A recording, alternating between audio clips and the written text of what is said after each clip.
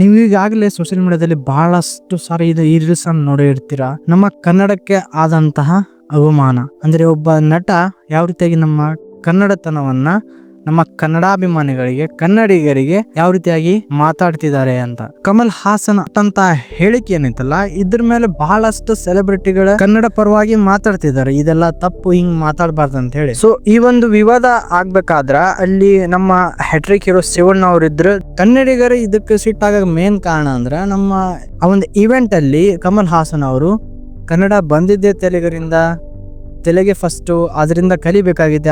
First Telugu ಬಂದಿತ್ತು, ಆಮೇಲೆ ಕನ್ನಡ ಬಂದಿತ್ತು, ಕನ್ನಡಿಗರು ಬಂದ್ರು. ಸೊ ಈ ತರ ಟ್ವೀಟ್ ಅನ್ನ ಕೊಟ್ಟು. ಆದ್ರೆ ಅದೇ ಇವೆಂಟ್ ಅಲ್ಲಿ ನಮ್ಮ ಶಿವಣ್ಣ ಅವ್ರು ಕೂಡ ಇದ್ರು. ಬಹಳಷ್ಟು ಜನಕ್ಕೆ ಇದೇ ಗೊಂದಲ ಇರುತ್ತೆ, ಶಿವಣ್ಣ ಅವ್ರು ಯಾಕೆ ಒಂದ್ ಮಾತು ಹೇಳಿಲ್ಲ. ಈಗೀಗ ಕನ್ನಡ ಪರ ಸಂಘಟನೆ ಹೋರಾಟಗಾರರು ಬಹಳಷ್ಟು ಸಿಟ್ಟಿಗೆದ್ದಿದ್ದಾರೆ. ಅಂಡ್ ಅವರು ಕಮಲ್ ಹಾಸನ್ ಅವರ ಕ್ಷಮೆಯನ್ನ ಕೇಳದೇ ಇದ್ರೆ ಕಮಲ್ ಹಾಸನ್ ಅವರ ಮುಂದಿನ ಸಿನಿಮಾ ಏನ್ ಬರುತ್ತದಲ್ಲ ಥಗ್ ಲೈಫ್ ಅಂತೇಳಿ ಆ ಒಂದು ಮೂವಿನ ಕರ್ನಾಟಕದಲ್ಲಿ ಬ್ಯಾನ್ ಮಾಡ್ತೀವಿ ಅಂತ ಹೇಳ್ತಿದ್ದಾರೆ. ಕಾಂಗ್ರೆಸ್ ಶಾಸಕ ರವಿ ಗಣಿಗ ಅವರು ಮೋಹಕ ತಾರೆ ರಮ್ಯಾ ಅವರನ್ನ ಮತ್ತೆ ಹ್ಯಾಟ್ರಿಕ್ ಹೀರೋ ಶಿವರಾಜ್ ಕುಮಾರ್ ಅವರನ್ನ ಅವರ ವಿರುದ್ಧ ಅಸಮಾಧಾನವನ್ನ ಹೊರಹಾಕಿದ್ದಾರೆ. ಇವರಿಗಿಂತ ದರ್ಶನ್ ಎಷ್ಟು ಬೆಟರ್ ಅಂತ ಕೂಡ ಅವರು ಸ್ಟೇಟ್ಮೆಂಟ್ ಅನ್ನ ಕೊಟ್ಟಿದ್ದಾರೆ.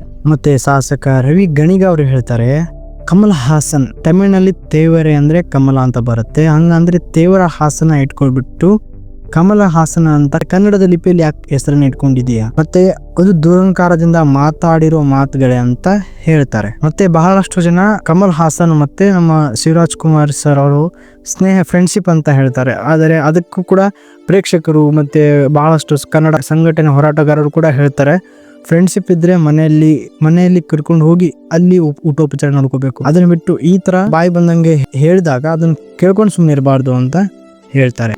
ಕನ್ನಡದ ಬಗ್ಗೆ ಆಗ್ಲಿ ಕರ್ನಾಟಕ ಬಗ್ಗೆ ಆಗ್ಲಿ ಮಾತಾಡೋ ಅಧಿಕಾರ ಅವ್ರಿಗೆ ಇಲ್ಲ ಅಂತ ಕೂಡ ಅವರು ಸ್ಟೇಟ್ ಆಗಿ ಹೇಳಿದ್ದಾರೆ.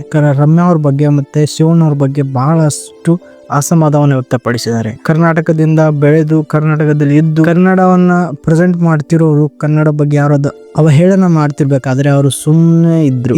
ಇದಕ್ಕಿಂತ ದರ್ಶನ್ ಎಷ್ಟು ವಾಸಿ ಅಂತ ಅವರು ಸದ್ಯ ಈ ಒಂದು ವಿಚಾರದ ಬಗ್ಗೆ ಬಹಳಷ್ಟು ವಿಷಾದಗಳು ವ್ಯಕ್ತವಾಗ್ತಿದೆ. ಒಂದೊಂದು ಮಾತು ನಿಜ, ಎಲ್ಲಿವರೆಗೂ ಕನ್ನಡಿಗರು ಸ್ವಾಭಿಮಾನಿಗಳಾಗೋದಿಲ್ಲ ಅಲ್ಲಿವರೆಗೂ ಬೇರೆಯವರು ಈ ತರ ಟಾಂಕ್ ಮಾತಾಡ್ತಾ ಇರ್ತಾರೆ.